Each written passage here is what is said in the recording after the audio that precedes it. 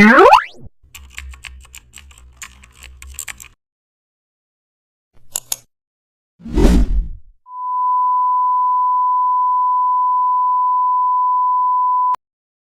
back to the channel. Don't forget to like, share and subscribe for more updates.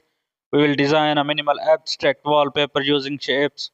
Create a large HD canvas. Choose a soft pastel shapes like circles. Place the first circle in the center. Add overlapping circles around it. Change their colors to create soft gradients. Now add subtle geometric shapes outlines. Reduce their opacity for smooth blending. Place thin lines shaped diagonally. Add small dots for minimalist details. Keep enough empty space for cleanliness. Balance colors until the mood feels calm. Now add a small code text if needed. Review composition flow.